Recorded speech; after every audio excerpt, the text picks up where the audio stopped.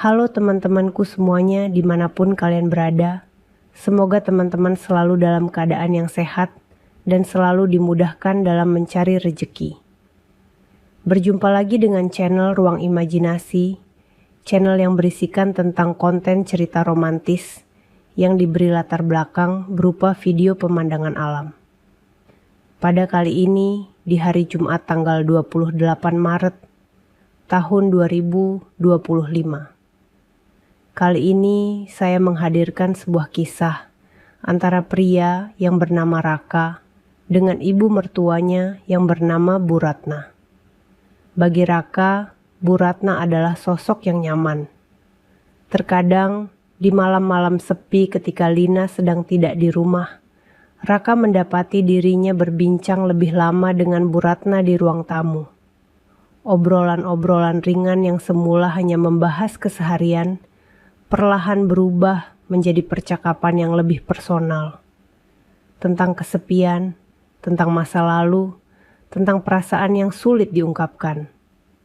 Raka mulai menyadari bahwa ia bisa merasa lebih dihargai dan didengar saat berbicara dengan Bu Ratna dibandingkan dengan istrinya sendiri. Namun, setiap kali perasaan aneh itu muncul, Raka selalu berusaha mengabaikannya. Ia meyakinkan dirinya bahwa semua ini hanya bentuk kenyamanan semata, bukan sesuatu yang lebih dari itu. Bagaimanapun juga, Bu Ratna adalah ibu dari istrinya, seseorang yang seharusnya ia jaga, bukan ia dambakan. Tapi, hati terkadang tak bisa dikendalikan. Tanpa ia sadari, semakin lama, semakin sulit menepis gejolak yang perlahan tumbuh dalam dirinya.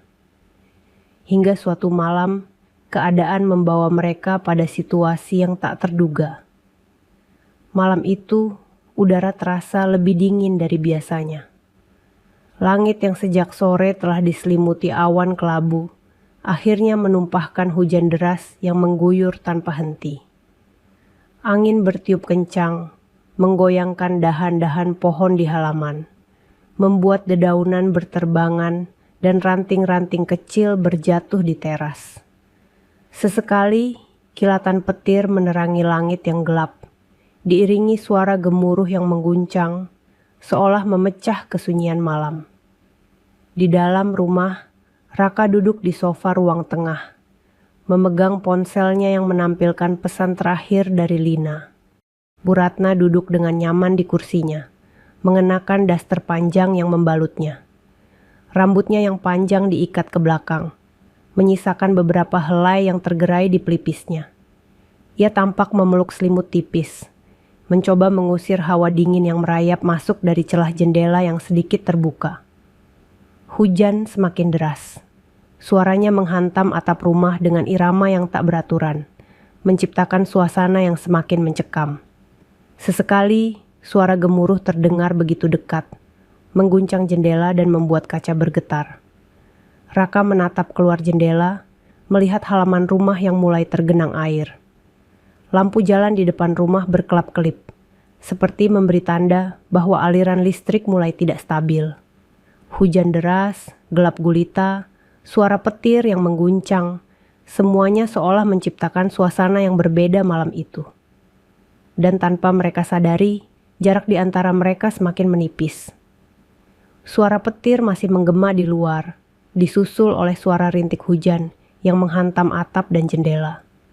Raka menarik napas dalam-dalam, mencoba menenangkan dirinya setelah kejutan yang datang dari luar. Namun, bukan hanya suara petir yang membuat dadanya terasa sesak. Ada sesuatu yang lain, sesuatu yang lebih sulit dijelaskan. Ia menyalakan senter kembali dan mengarahkannya ke sekeliling ruangan, mencari sesuatu yang bisa digunakan untuk menerangi malam yang gelap ini. Lilin itu yang ia butuhkan.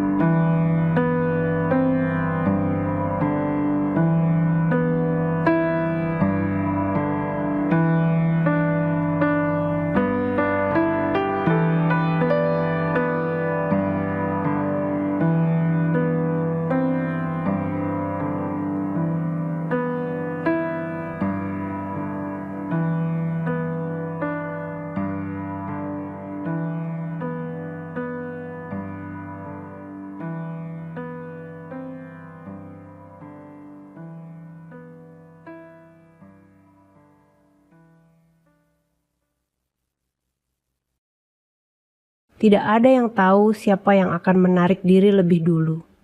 Tidak ada yang tahu apa yang sebenarnya mereka pikirkan saat itu.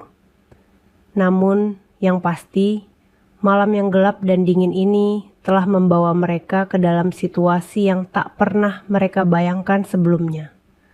Kilatan cahaya menyambar di luar, menerangi ruangan dalam sekejap sebelum kembali tenggelam dalam kegelapan.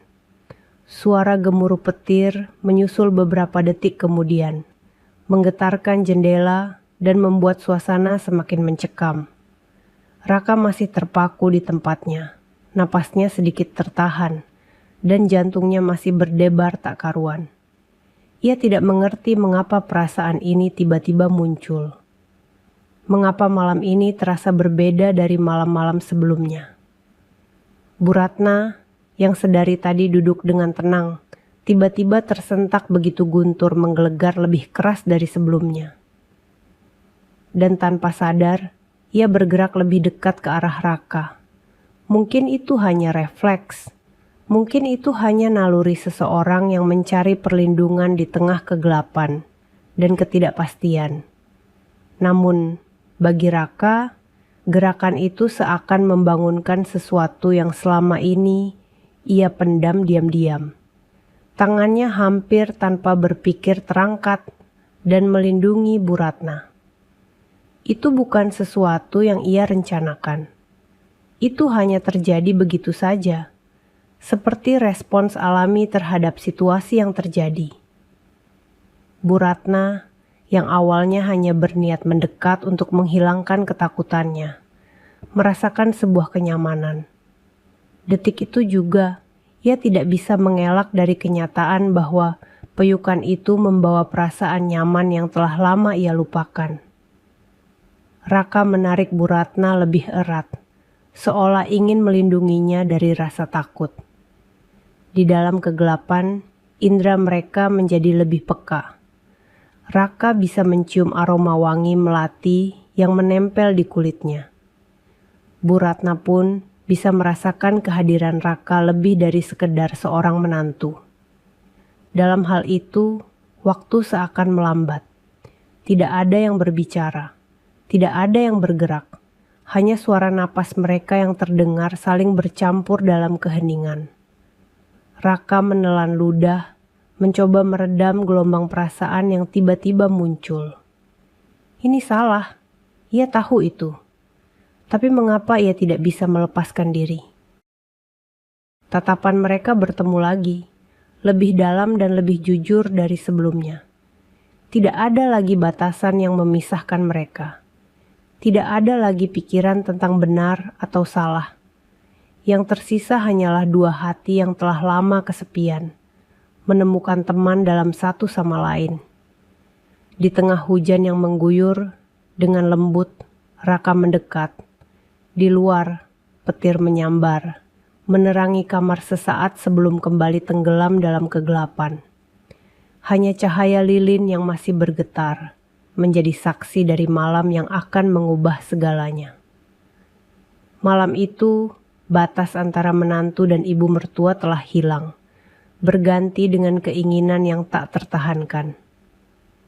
Malam itu, Raka dan Bu Ratna akhirnya tenggelam dalam keinginan yang tak terbendung. Di luar hujan masih mengguyur deras, menutupi setiap suara yang mengisi kamar.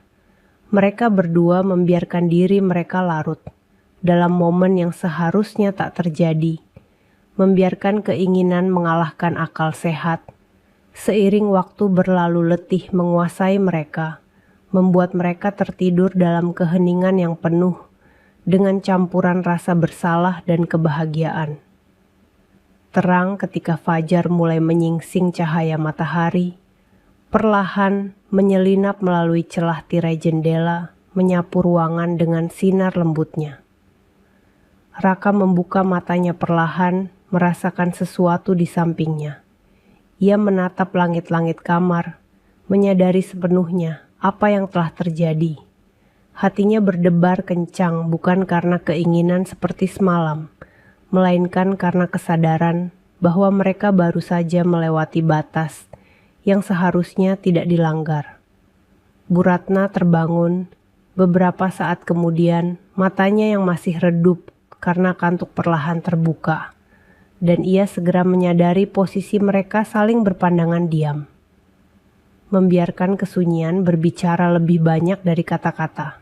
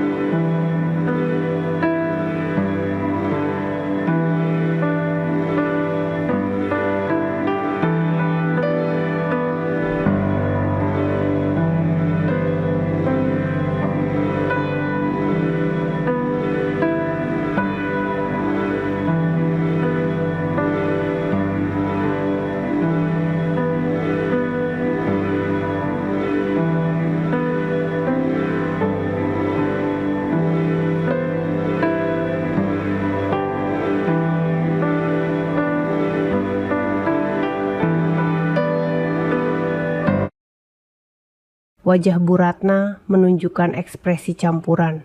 Ada keterkejutan, ada penyesalan. Raka mencoba mencari kata-kata yang tepat, namun sebelum ia sempat mengatakan sesuatu, suara mobil terdengar dari halaman depan. Jantung mereka sama-sama berdegup lebih cepat itu, suara mobil Lina. Dengan cepat mereka bangkit dari tempat tidur. Dengan tergesa-gesa, mereka segera berbenah. Mereka tahu bahwa rahasia ini harus mereka simpan selamanya. Tersembunyi di balik cahaya pagi yang baru saja menyapa dari kisah ini, kita bisa mengambil pelajaran bahwa godaan bisa datang dari mana saja. Terutama ketika kesepian dan kehampaan mulai mengisi ruang dalam hati kesalahan. Yang terjadi dalam sekejap bisa meninggalkan penyesalan yang mendalam seumur hidup. Oleh karena itu, penting bagi kita untuk selalu menjaga batasan menahan diri dari godaan dan tetap setia pada komitmen yang telah dibuat. Kepercayaan dalam hubungan adalah sesuatu yang rapuh. Sekali dihancurkan akan sulit untuk diperbaiki kembali. Baik teman-teman, mungkin cukup sampai di sini dulu untuk cuplikan cerita yang bisa saya berikan. Kalau ada salah perkataan maupun penulisan, saya minta maaf yang sebesar-besarnya. Semoga teman-teman dapat terhibur dengan cerita yang kali ini. Saya bagikan dan nantikan cerita-cerita lainnya. Hanya di lain kesempatan, saya ucapkan selamat beraktivitas dan terima kasih.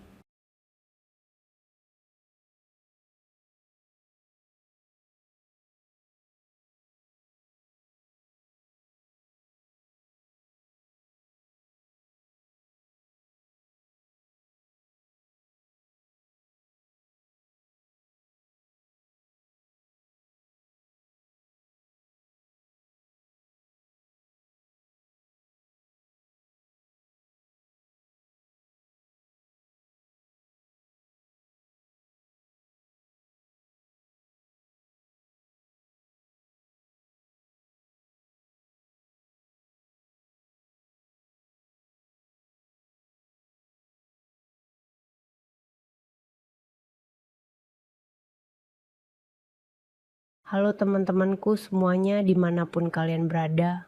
Semoga teman-teman dalam keadaan yang sehat dan selalu dimudahkan dalam mencari rejeki. Berjumpa lagi dengan channel Ruang Imajinasi, channel yang berisikan tentang konten cerita romantis yang diberi latar belakang berupa video pemandangan alam. Pada kali ini di hari Jumat tanggal 21 Maret tahun 2025. Saya menghadirkan sebuah kisah terbaru.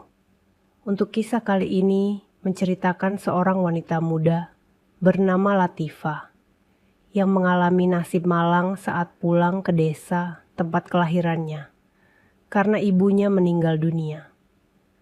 Dengan dalih bahwa masih ada sedikit warisan dan peninggalan pribadi ibunya almarhum yang masih harus diurus, dan setelah itu disimpan sendiri oleh Latifah.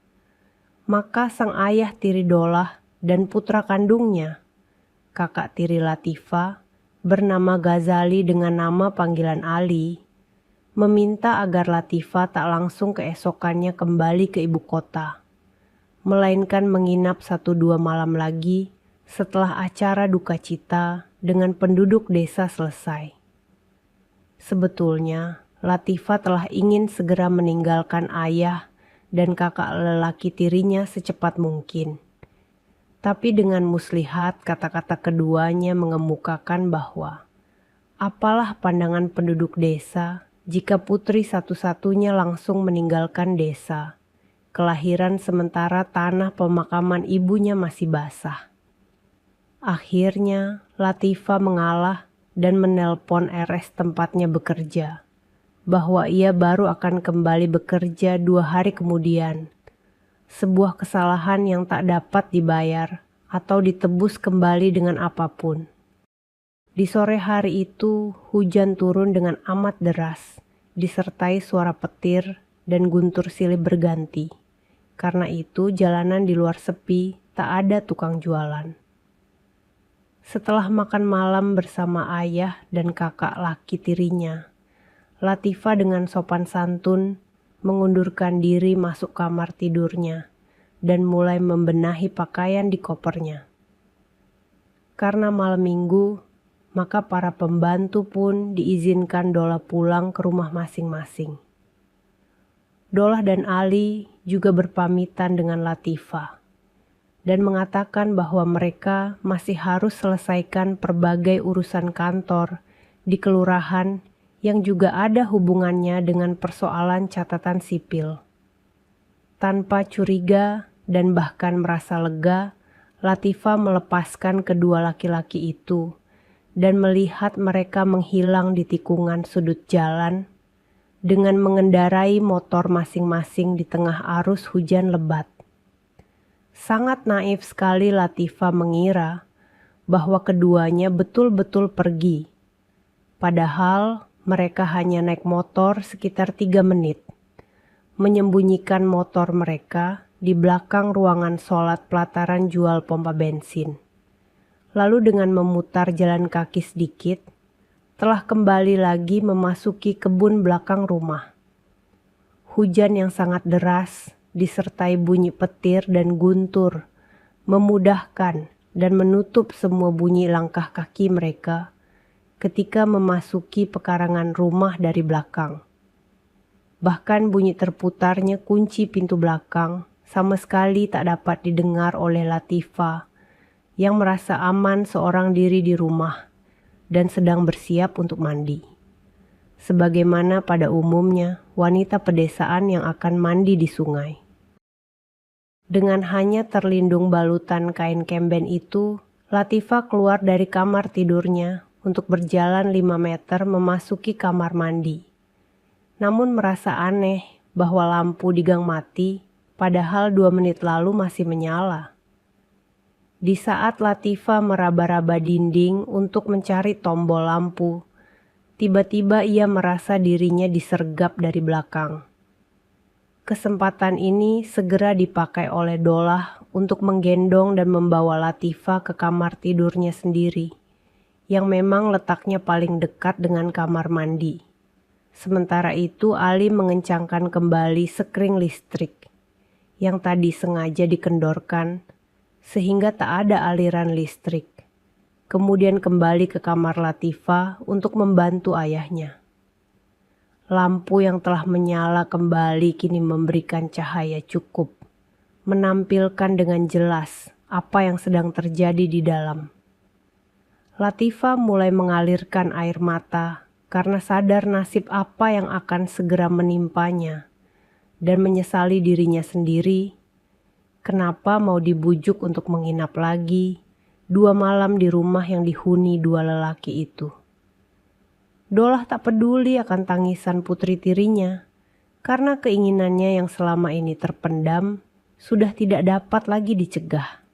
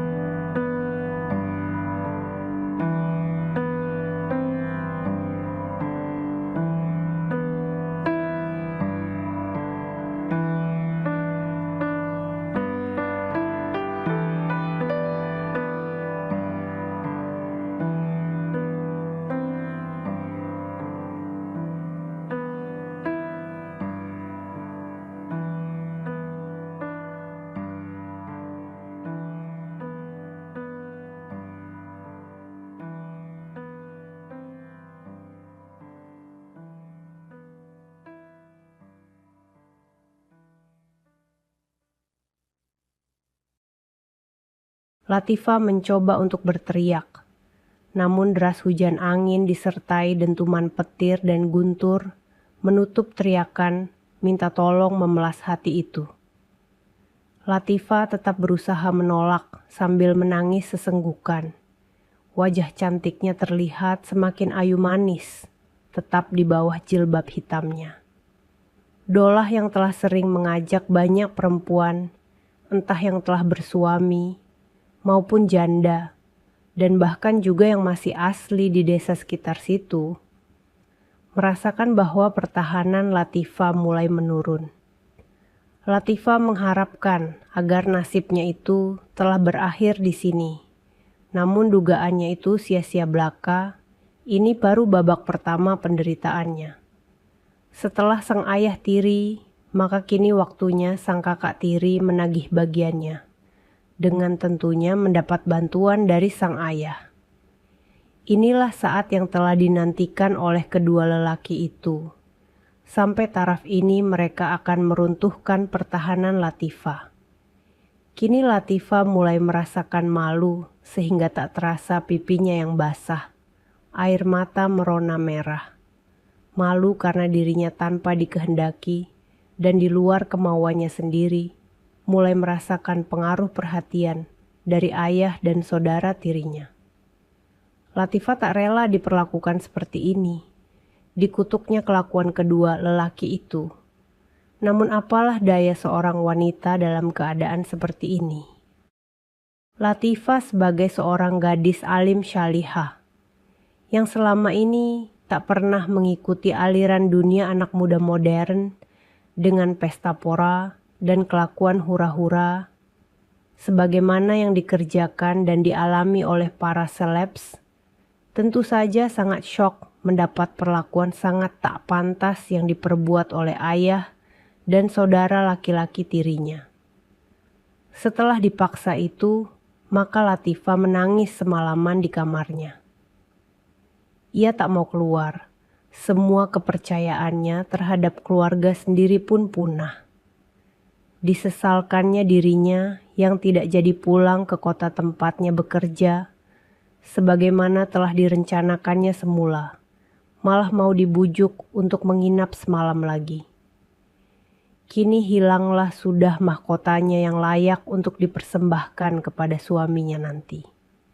Di saat mengalami puncak keputusasaannya itu, hanya kesadaran bahwa banyak sekali pasien yang sangat berterima kasih terhadap perawatannya yang jadi hiburan.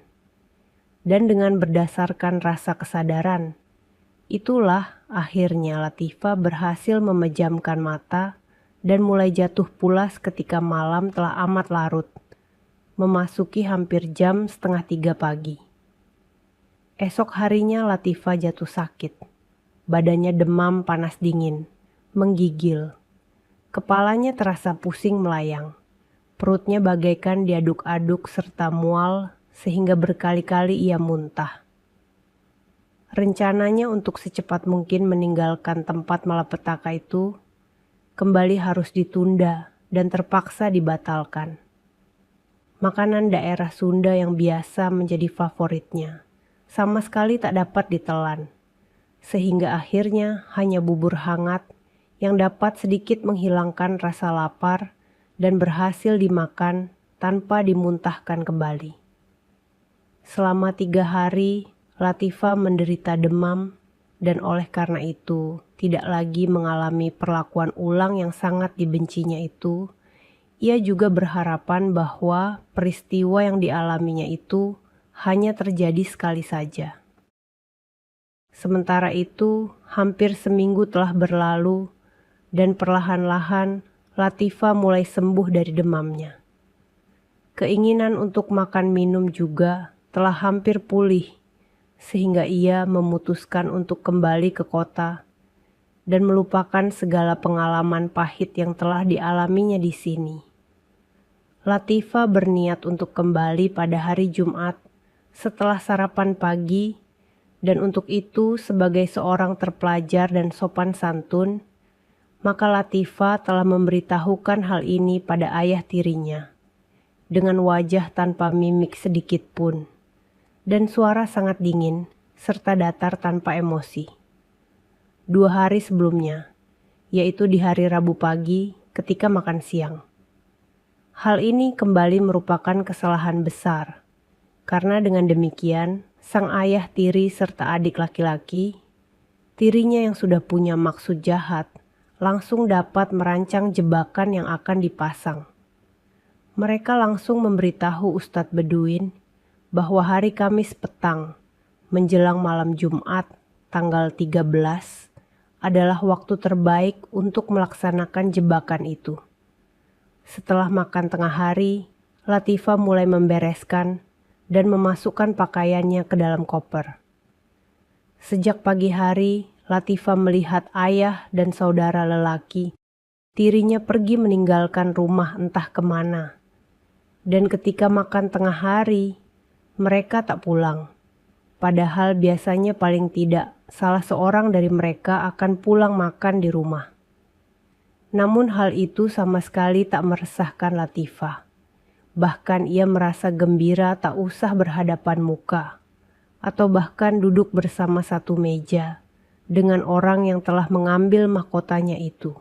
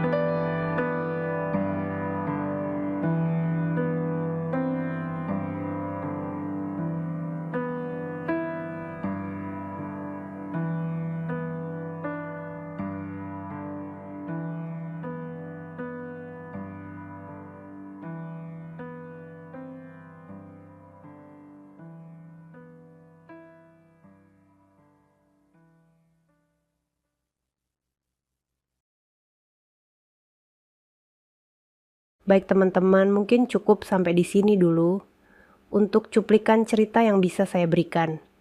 Kalau ada salah perkataan maupun penulisan, saya minta maaf yang sebesar-besarnya. Semoga teman-teman dapat terhibur dengan cerita yang kali ini saya bagikan dan nantikan cerita-cerita lainnya. Hanya di lain kesempatan, saya ucapkan selamat beraktivitas dan terima kasih.